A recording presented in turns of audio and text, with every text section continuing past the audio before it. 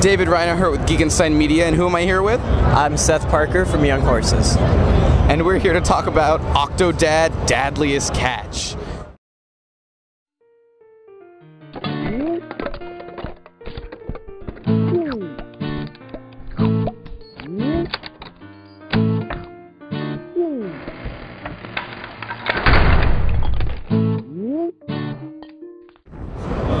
Now, I played the original Octodad, and I loved it. So what have you changed for this new re-release in Dadliest Catch? Well, the main thing is that the controls are a lot more usable.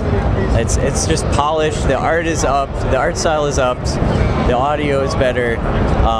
You can also go out in public. That's a huge thing. Because in the first one, you couldn't even leave your house.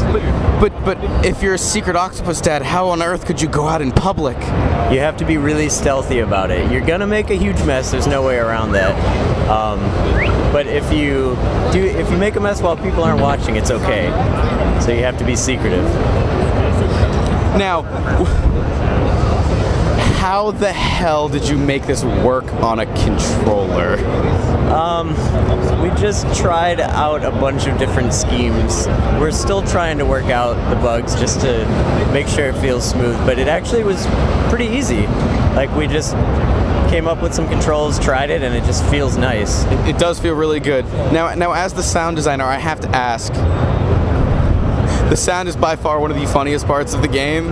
And first, where did you get that satisfying sucker noise when you grab onto things?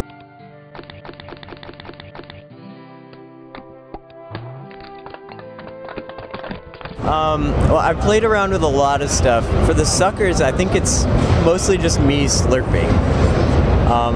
There's also some Play-Doh being squished, silly string. I just got every squishy material I could find and recorded it. Spent probably a week just chopping those sounds up. Now, because obviously this game is supposed to be funny, if not, clearly the entire public has been fooled into thinking that this is something that it's not. But as the sound designer, how do you make sure you go about making the sounds that are humorous? Is it really just sitting there, you know, in the back room, like making funny noises and just giggling to yourself and saying, hey, listen to this? Yeah, pretty much. I mean, the original game I think I went a little overboard. It was kind of farty. So I tried to make it more refined in this and fit the rest of the art style. But yeah, I just kind of sit around and I think to myself, what could I use to make this sound? And then I literally walk around my house looking for things. I have to ask, what is your personal favorite sound in the game? Well, in the first game it was a dropping item sound, and it was just me farting with my mouth. In this one, it's probably the wall falling at this point. It's just right in the opening? Yeah. That was really good. So, I do have to ask, you guys are on Steam Greenlight. Correct. Now, what is that process like? Because you guys got in before they were like, oh, now you have to pay $100. But still, regardless of having to pay money or not, you still have to get in. The audience has to like you. Like, what is? It reminds me a lot of Kickstarter. How scary is that process, and how does it impact your development?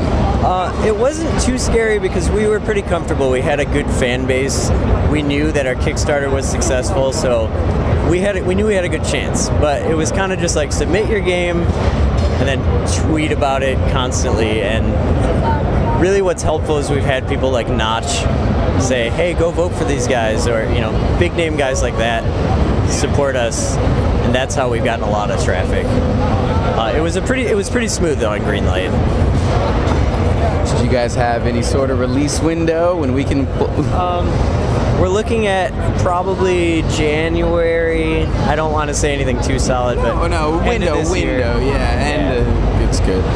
Okay, so thank you so much. Like, if you haven't played Octodad, the original ones, you know, free online, definitely play it. And when Dadliest Catch comes out, you have to pick it up because it's co-op but funny and fun, and it is one of my favorite indie games. So thank you. Thank you.